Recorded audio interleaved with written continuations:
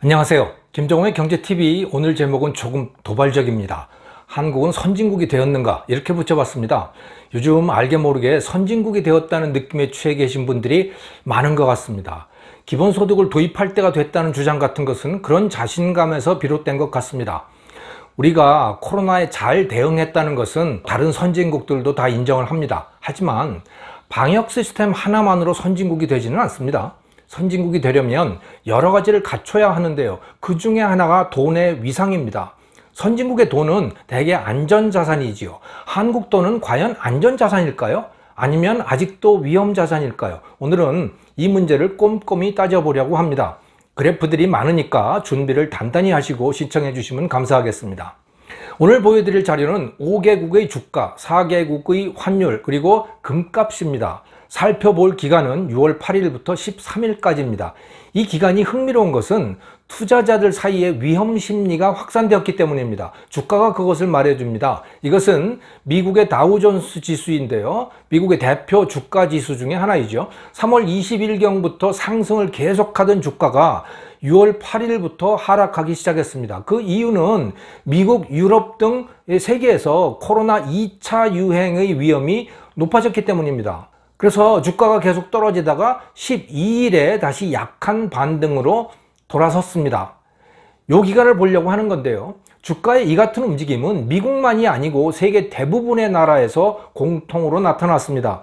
선진국인 일본의 니케이 225 지수, 선진국이 되었다고 느끼기 시작한 우리나라 한국의 코스피 지수, 신흥국인 태국의 SET 지수, 또 다른 신흥국인 멕시코의 지수, 모두 이게 6월 8일, 9일부터 하락을 시작을 해서 12일 무렵에 약한 반등세로 돌아선 겁니다. 시기가 약간씩 다르긴 한데 이것은 시차와 관련이 있는 것 같습니다.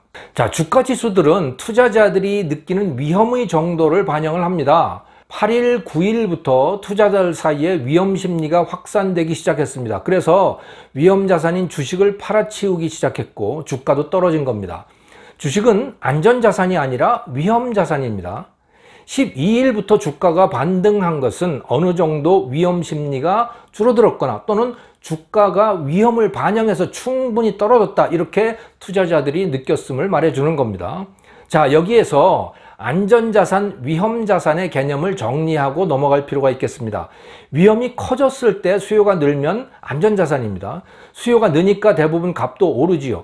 위험자산은 그 반대입니다. 위험이 커지면 수요가 줄어듭니다. 값도 대부분은 낮아집니다. 대부분이라고 하는 단서를 붙인 것은 자산의 이 공급 측면을 따지지 않고 수요만을 봤기 때문인데요.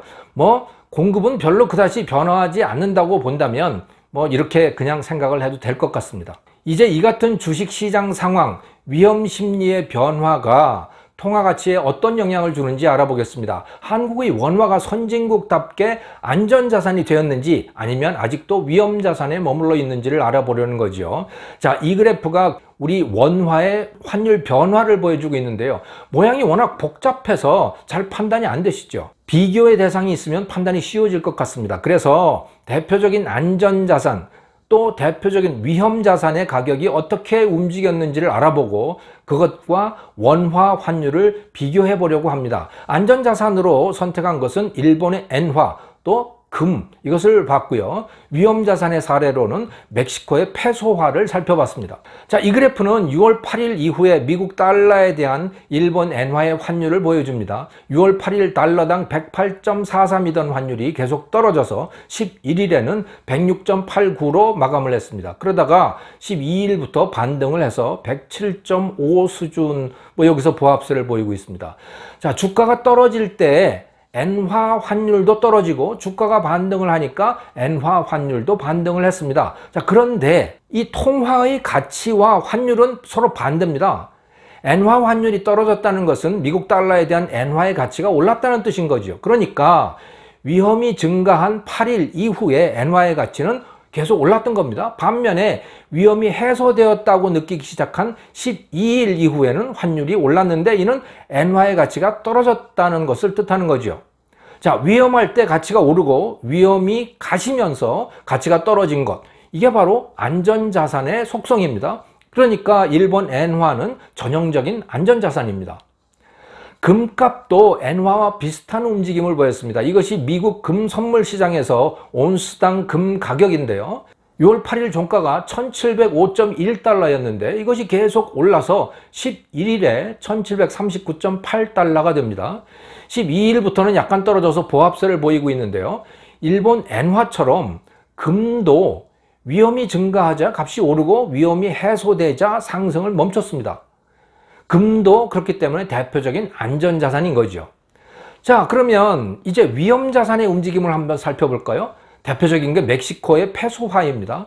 6월 8일 종가가 달러당 21.5 페소였는데요. 이게 주가가 하락을 하면서 환율이 치솟습니다. 그래서 6월 11일은 22.78로 마쳤습니다.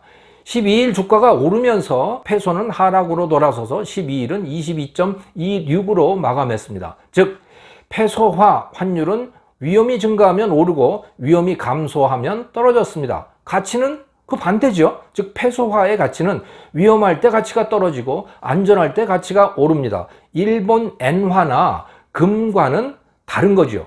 멕시코의 페소화는 위험자산입니다. 한국 원화는 어떨까요? 환율 그래프로 다시 돌아가 볼까요? 엔화나 금의 가치가 지속적으로 오른 8일, 9일, 12일 기간 요때를 한번 보지요. 원화는 9일에 보합세를 보이다가 10일에 떨어집니다. 환율이 떨어지는 거죠. 즉 10일까지는 가치가 높아진 겁니다. 그런데 11일부터는 환율이 올라요. 즉 가치가 떨어집니다. 12일부터 가치가 떨어진 엔화, 금과는 다른 움직임입니다. 즉 10일과 12일은 안전자산의 행태를 보이고 있는데 9일은 중립적이고 11일은 오히려 원화가 위험자산처럼 움직였어요. 그러니까 한국의 원화는 안전자산의 속성과 위험자산의 속성을 동시에 갖고 있다. 두 속성이 섞여 있다. 이렇게 보시면 되겠어요.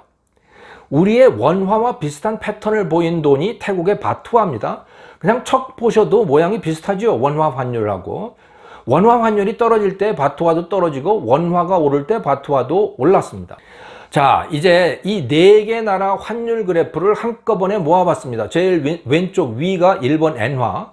위험자산인 주식 가격이 떨어질 때 엔화 환율도 같이 떨어지는데 이는 엔화 가치가 오른다는 말이죠. 그래서 엔화는 안전자산입니다.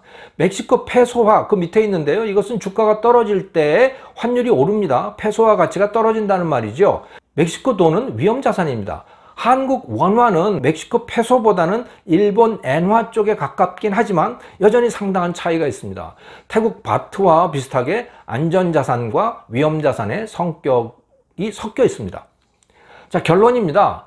우리나라가 방역의 성과는 좋습니다. 그러나 그것과 경제는 별개입니다. 우리나라의 원화가 아직 안전자산이 아니라는 것은 경제 전체가 온전히 선진국이 되지 못했음을 말해주는 겁니다. 그래서 방심하지 말아야 합니다. 특히 빚을 내서 돈을 함부로 쓰는 것, 이거 자제해야 합니다. 미국이나 일본이 그렇게 막 쓴다고 우리도 따라 하다가는 돈 가치가 떨어져서 언제 외환 위기가 닥칠지 모릅니다. 원화는 아직까지 안전자산이라고 보기 어렵기 때문인 겁니다. 오늘은 한국이 선진국이 되었는가? 이것을 우리 원화의 속성을 가지고 살펴봤습니다. 김정호의 경제TV였습니다. 감사합니다.